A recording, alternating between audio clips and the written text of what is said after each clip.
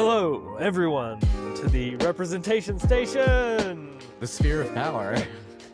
where we're discussing the sphere of power. Walter and I are still arguing about that, by the way.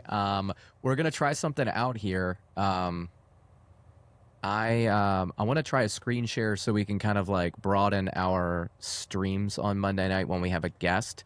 And I had some graphics I'm going to share here and kind of talk through with Walter if I can. All right, so for all of you out there who are following along, I'm a graphic designer by trade, and when I started studying government, I started to try to like create physical drawings to understand the concept of our government.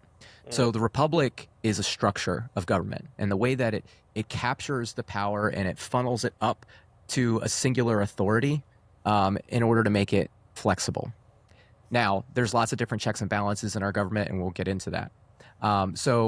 Just to give you an idea, and part of the reason that I believe our republic was able to pull together during the Revolution as compared to the French Revolution is because we had 13 independent colonies that were operating 13 different republics. And because of this, there was a lot of qualified leaders ready to, iron out the details of a complicated constitution. That was different in France because they didn't have a system of federalism. And when they got to the point of arguing for their constitution, they were so fractious that they weren't able to pull together. So this is an example. This is a republic. It's basically a pyramid. These are the 13 different colonies, right, before the Revolution. And then during the Revolution, we created something called the Articles of Confederation. And it united those colonies, those republics, into a semi-united front against the British. However, there was lots of problems in that, which we won't go into today, but I'm sure, Walter, you're familiar with it.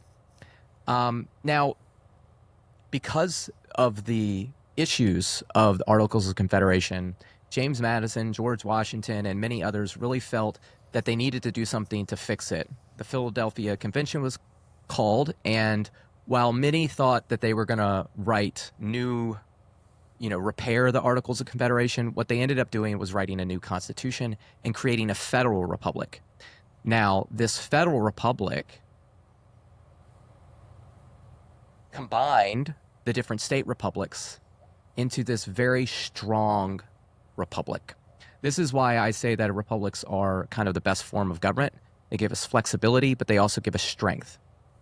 Now, we zoom out here. This is basically our federal republic, and the red represents the House of Representatives. The blue represents the Senate. And if you zoom in really, really far here, that little dot there, that's our executive, okay? Now, our federal republic, our representation, acts, it's our power, it's communication, as Walter and I have talked about on the live stream before. Your federal representative should listen to you and inform you. And it's responsibility. That's a lot of power that they have. They write the rules that we live under, and so they're supposed to listen and inform us of what's going on, take into account what we're doing so they can write rules that represents the body of the people, not just a small group of the people. Now, let's get to the issue that we have in uncapping the House. So, as we look here, representation is communication, okay? When you turn that pyramid on its side, it becomes a funnel, okay? You funnel the voice of the people through the House of Representatives, through the Senate, into the executive, okay? And this is how we govern effectively. This is how you take in all the different interests and parties. And while nobody may be represented exactly how they want to be represented, enough people are represented in a way that's fair and balanced. We look over here. This is 1911, okay? We have 435 representatives. We've got a funnel that catches our population. We're at 220 million people, okay? So now, as we know, in 1929, the House was capped. Since then, the population has significantly increased to 330 million people. I think I said 200 million. I meant 100 million. So it is tripled in the last 100 years. So now we have the same size funnel. There's a lot of people to catch. Okay? So as you can imagine, as you start to this is not good. It's only catching a portion, a small fraction of the interest of the people.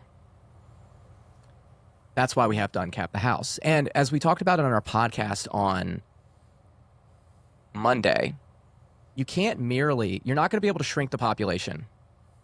That would be bad for everybody, right? That means people are dying or people are moving. There's just dramatic change.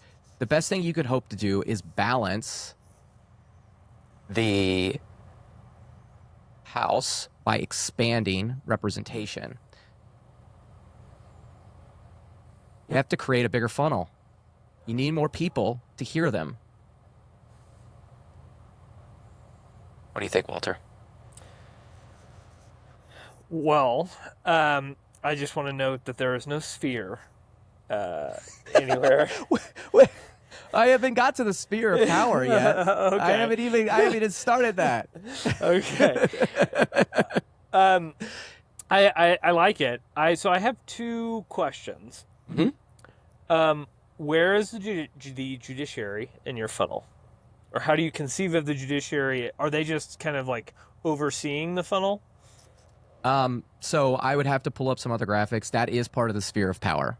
Okay. It's how everything's balanced. It's kind of it's hard to explain, honestly, because of the original intent and then what happened after Marbury versus Madison and how the judiciary has played since then. But I think I look at I have some graphics. I can get them ready for our next show. Basically as a balancing act between the different republics, between the different branches, the Congress and the executive, because when there's a dispute, the judiciary reviews it. So, I want to offer my thought, which is that the judiciary really does not hold power except to correct, or its principal power is to correct the execution of the laws by the executive branch or the passage of the laws, the constitutionality of the creation of the laws. And this is known as a facial or as applied challenge to the constitutionality of the laws. So if it's a facial challenge, you're saying Congress didn't have the authority to pass this law. If it's a as applied challenge, you're saying it's the executive branch didn't have the ability. And the reason I say that is, your funnel represents two branches of government, right? You've got the House, the Senate, and the executive. But really, you've got two branches that are represented. And so I think it's fine to leave the judiciary out of it. And I think if people have that question, what I would say is the judiciary is there in case there's a crack in the funnel, basically, right? Like they're kind of like outside of the funnel to oversee that it is operating properly. And I think specifically where you've got the different state funnels incorporated, and now we obviously have 50 funnels within the one federal funnel. That is also where the courts play a role, is kind of balancing between those 50 state funnels and the federal funnel. Yeah. So in the graphics that I have for the judiciary, and the way I explain it is the judiciary is a passive, a passive power. Okay, so it can't actively, like you mentioned, write law or do anything, but it can passively review the law and kind of state what it's supposed to say. Right. And most common is you see the judiciary. Hold on, let me 1 second here. So think of it this way. Can you see that? Mm-hmm. All right, so the judiciary acts almost like a balance beam, right? And that's what the the logo is. That's what she's that's Justice, justice, Lady right? Justice, yeah. Lady Justice. And so the that's the judiciary. They're not a Mhm. sphere. They're not a pyramid. They balance everything. Yeah. They balance the different republics, right? Because you've got this system of decentralized power where there is authority both at the federal and the state level, you're going to have discrepancies between the different states, between the different branches, and the judiciary is there to balance these discrepancies and help, mend the fences until we can come to an agreement and move our country forward. Yeah. Yeah, and what I would say is often the judiciary is balancing equities. I mean, often they're just deciding law, right? They're just deciding like, is this lawful? But sometimes they're balancing equities, which is a little bit more amorphous. But and that I think gets closer to this idea of like balancing power, right? Like if you look at the like old English law, common law concept of equity, what you find is that it was like when there was so much bureaucratic morass and like somebody like kind of slips through the cracks, these courts of equity had the ability to basically say like, that seems wrong. We're gonna make this right for you, dear Right. sir. Okay, so I think that's good. I'm glad that the screen sharing works too.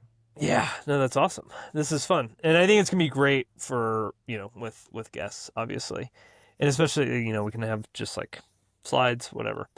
Um, so the other thing that I was thinking about, so when you have the cone and you've got the people, I think your inclination was like, well, we just need to make the whole cone bigger, but and this is just like a technicality. When you do that, you're making the Senate bigger also because it's like within that cone. So Not we necessarily. well how so I I mean have okay. you could make it thicker. You could like make the red thicker, but then you're not You change the you, shape of the pyramid. You could change the shape of the pyramid. It doesn't have to be this proportion. It's a funnel, so you can catch more. Now, one thing that I would say is, and we when we talk to Kevin, there's a capacity problem in Congress. right. Okay, there's two senators per state, Hmm. and I think we both agree that the way that they are elected is an imbalance as well, right? Because now you're giving too much power to people and not enough power to the state legislatures. One of the questions that's been brought regularly to me. I think we have to clarify. I don't. I think the no cap fund would say we actually don't take a formal position on what should happen with the Senate. We have to uncap the House and then Right, let our right. representatives decide. Yeah, And I agree with that. And yeah, I'm saying like in a larger structural like if you and I are just talking like okay, yeah, if we're trying to repair the government, how are we going to repair the government after we uncap the House? I yeah. do think that we could consider expanding the Senate. One of the proposals that you know I don't know if I read it somewhere else or it's maybe it just I don't know, but you add one senator to the I Mm, think Justin Stapley from Freeman yeah, Newsletters came up with this years ago. You're adding one senator to each state. yeah, Now, what I would propose is you have to have a constitutional amendment for that, and I would say you make sure that that senator is elected by the state legislature.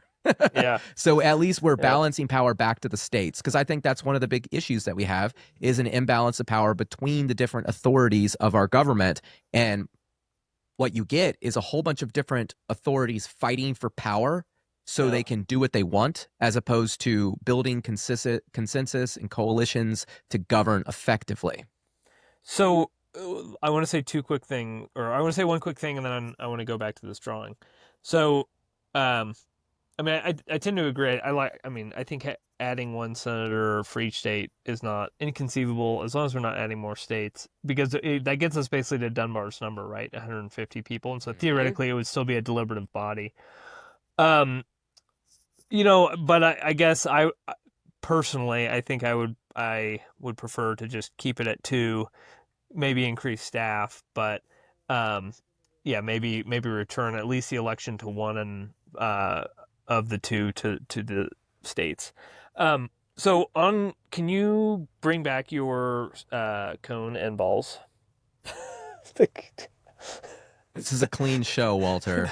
This is a Your clean show. the cone We and are serious sphere. people here, Yes, I okay? know. This I is know. this is not the House of Representatives as Yeah. constructed. We are not Jasmine Crockett and Nancy Mace, okay? Okay.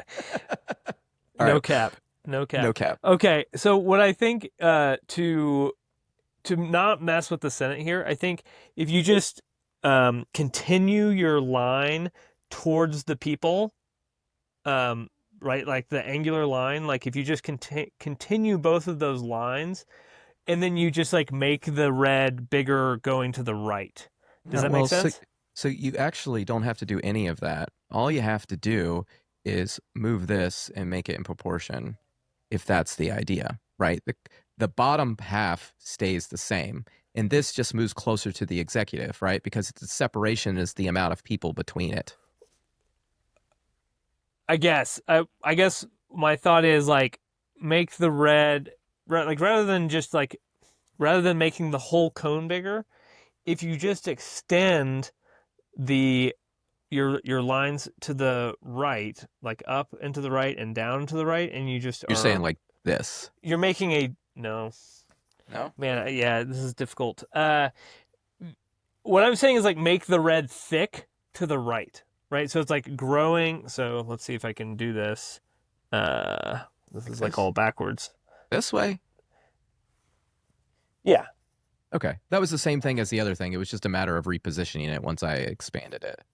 Yeah, and what I'm thinking of is like an actual like Yeah. when we get to the point where this is animated, right? Is like the idea would be like well, let's just like show the red section like growing out and to the right and nothing happening to the left, right? Because what we're talking about is like we don't want to mess with anything except for the stuff on the right, and I just want that to be clear in the graphics.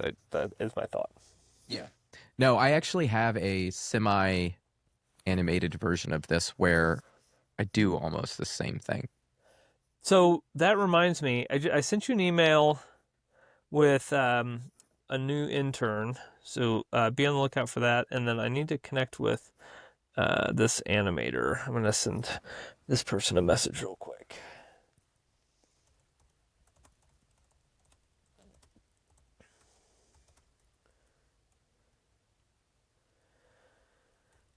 Email.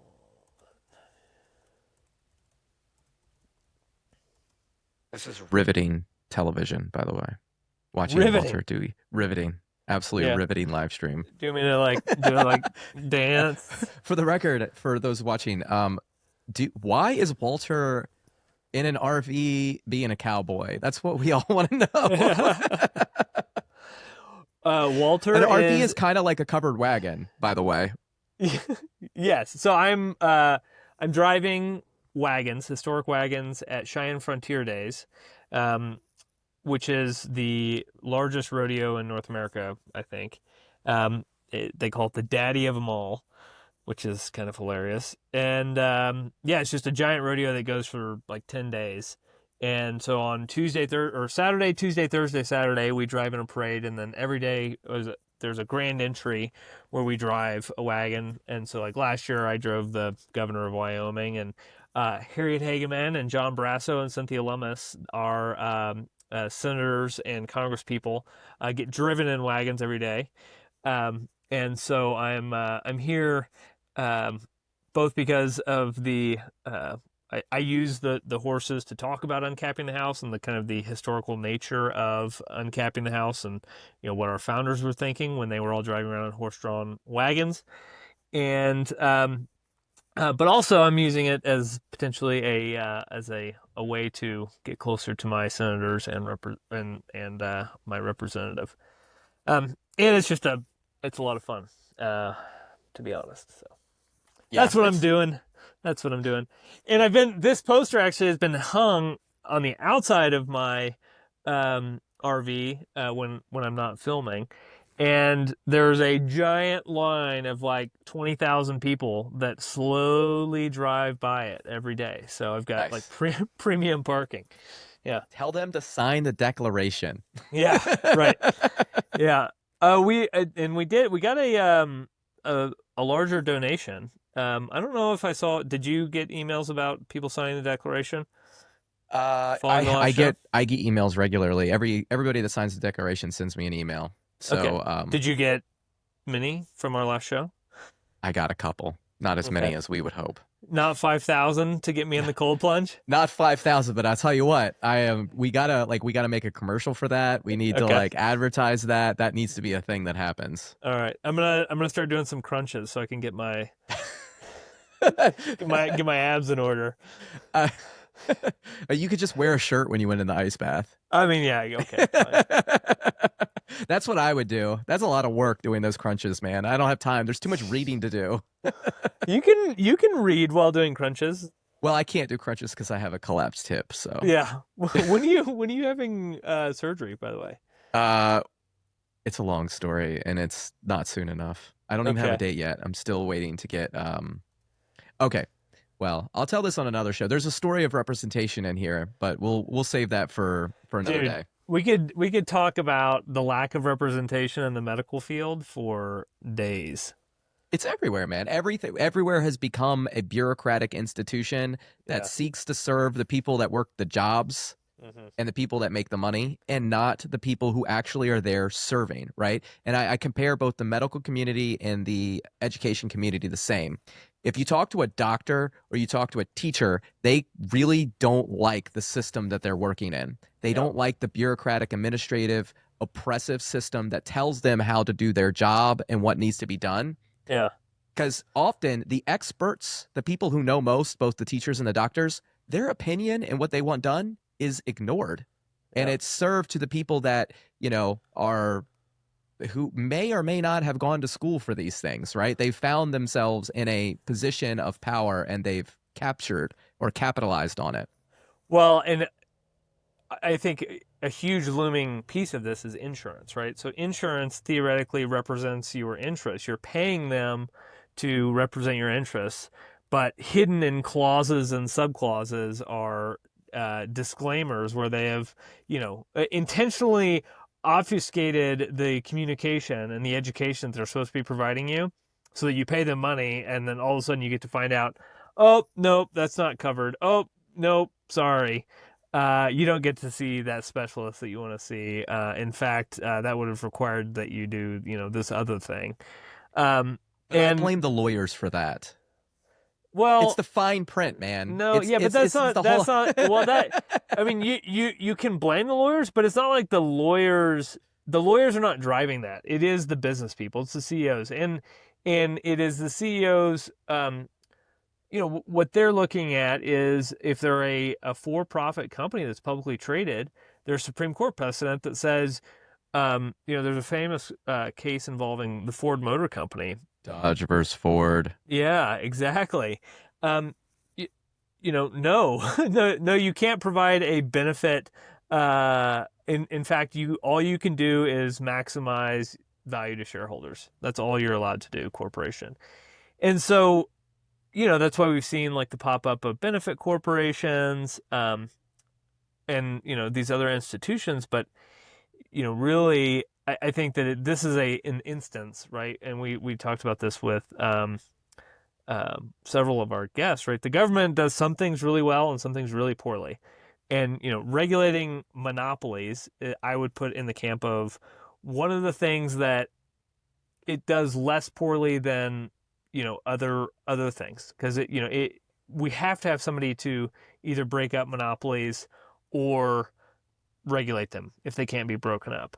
And sometimes there are natural monopolies, and health care and health specialization can be one of those things, even if there's a bunch of different players, because it's very location specific, right? Like if you live in Houston, Texas, getting care in New York is not really feasible, right? Like, it is a very like location specific driven set of choices that are made, and the cost of that and what is going to be covered. It's just it's quite the quagmire of representation.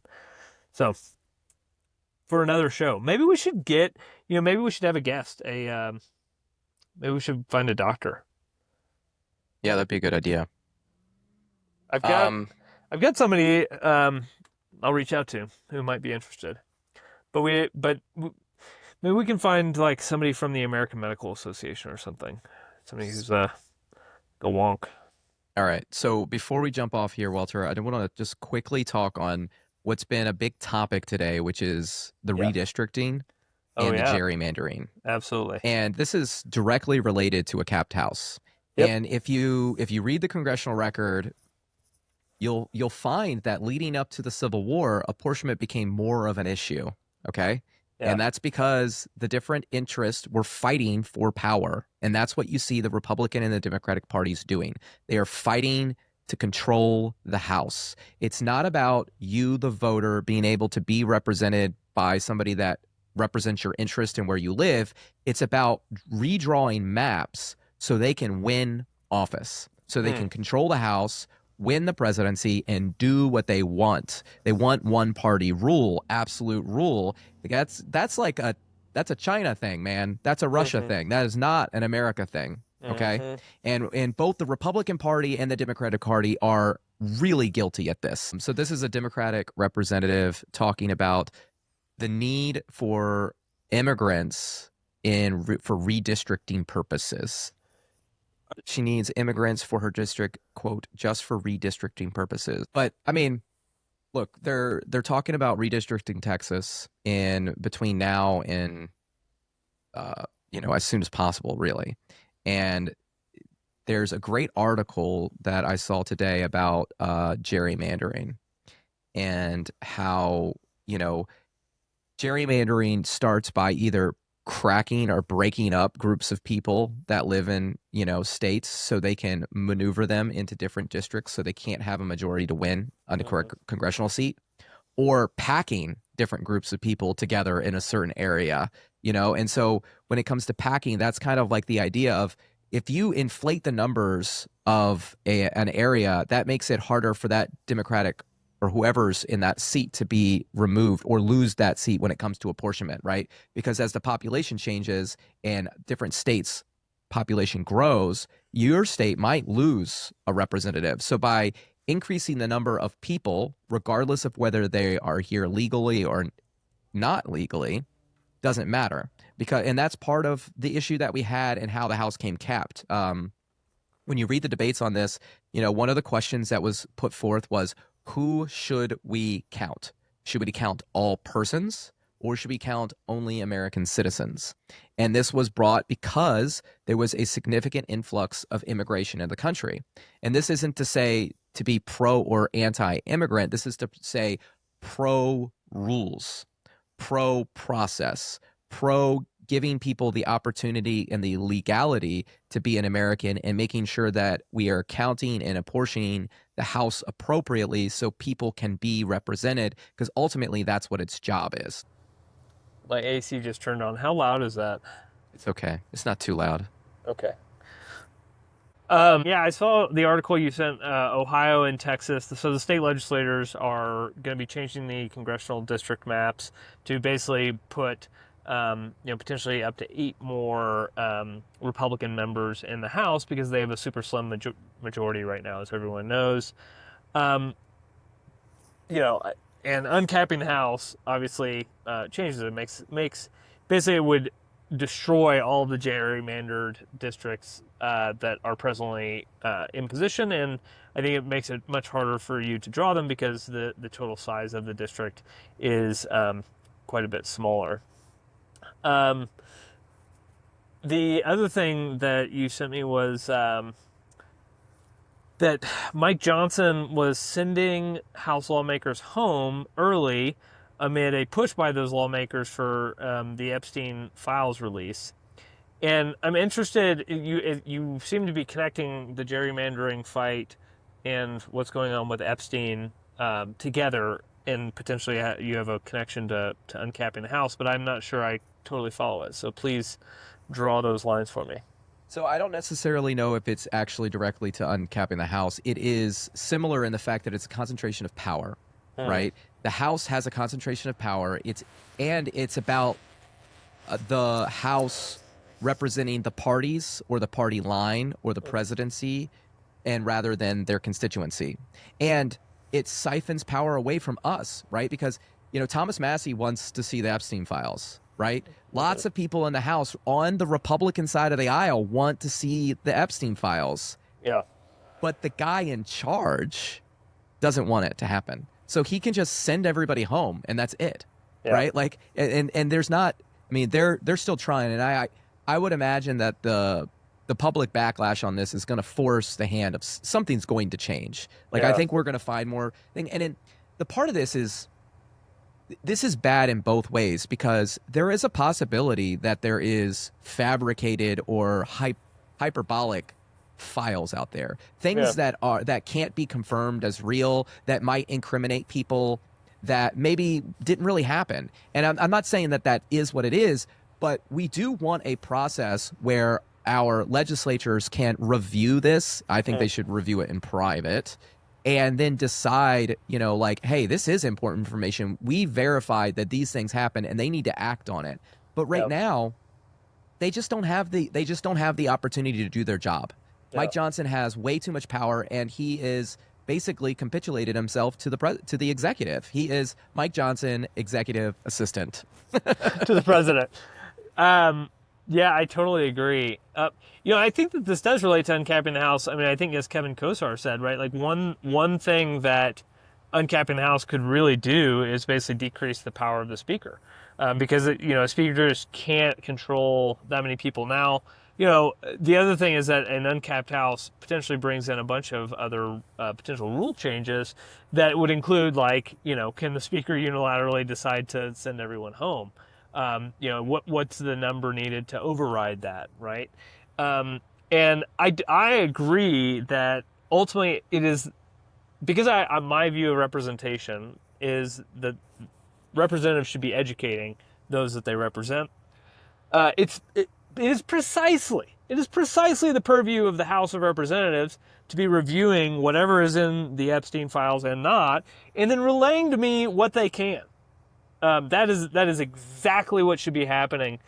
And, frankly, some of the very first secret, intelligence agencies in America were the bodies of legislatures. They were essentially secret committees of the legislators, and they essentially legislated themselves with powers to investigate things. And that's, we have oversight and investigations committees.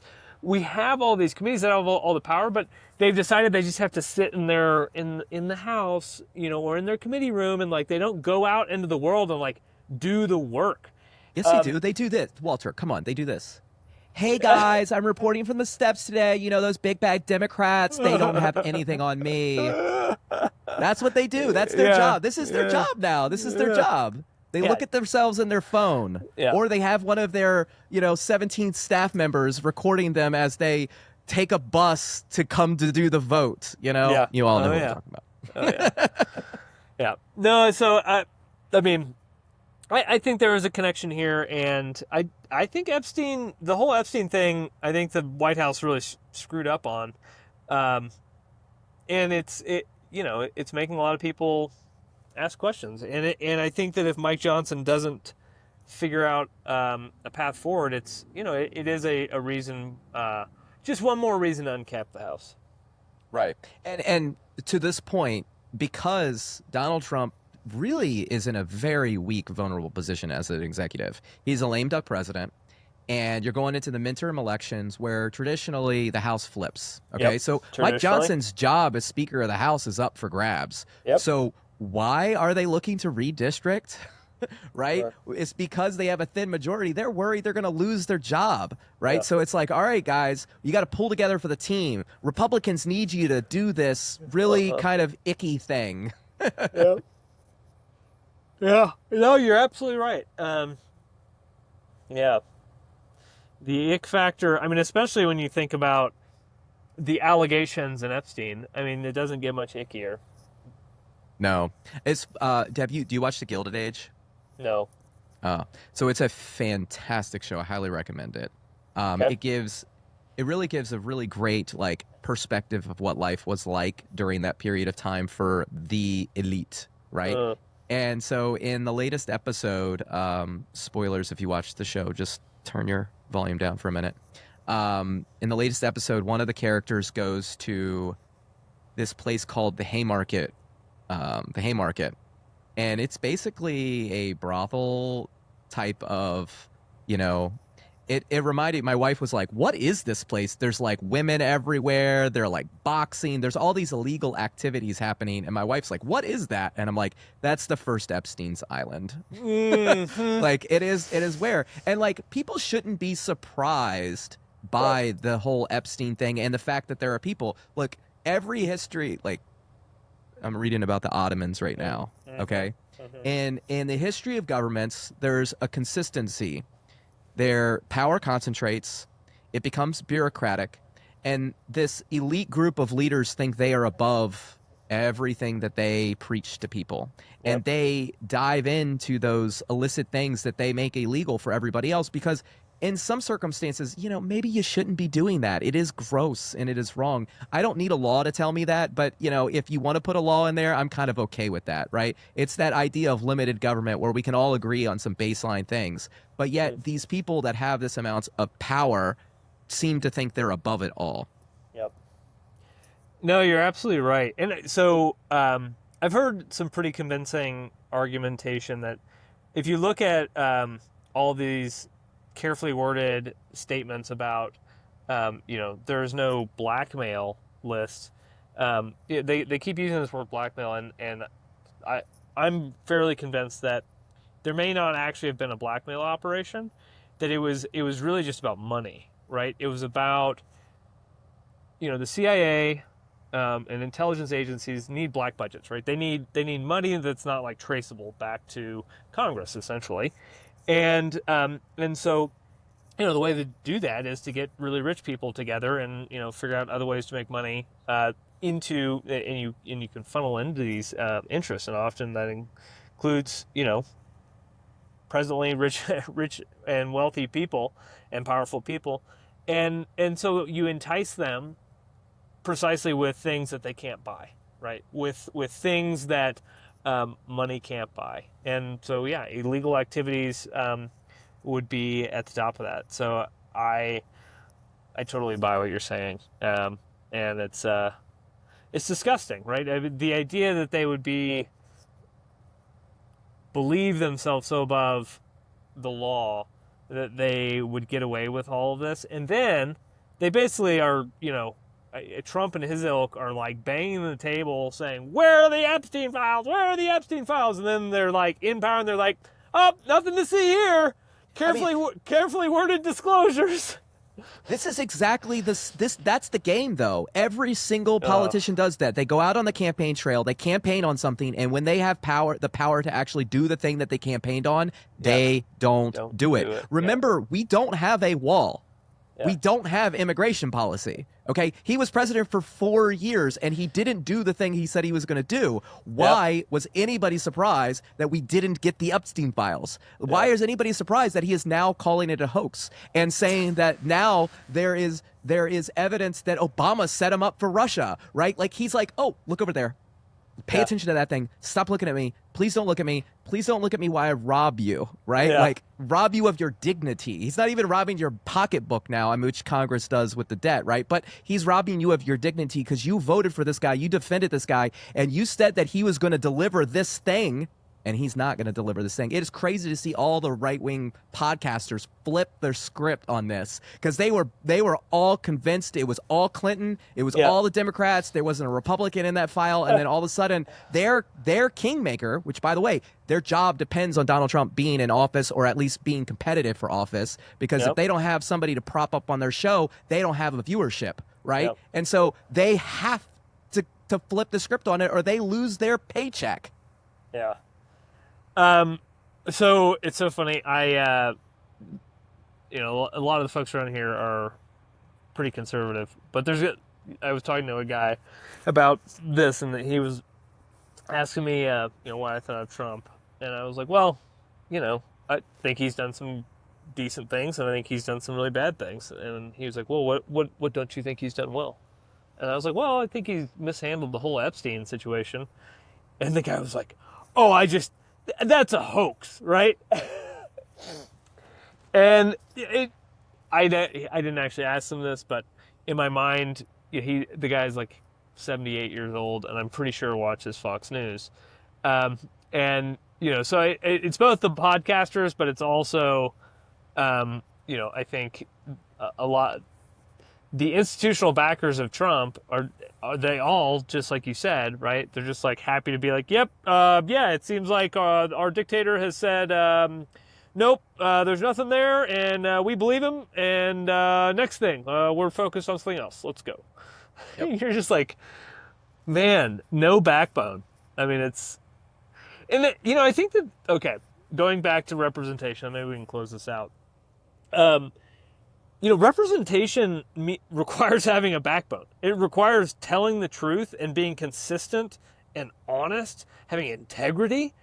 And none of our representatives today have that, right? And that is not it's not a coincidence, right? The structural issues are incentivizing this crazy-making house of lies. And it's also a house of cards, and it's going to come tumbling down unless we make concerted efforts to change it. So I would push, and I would say not everyone, but most of them.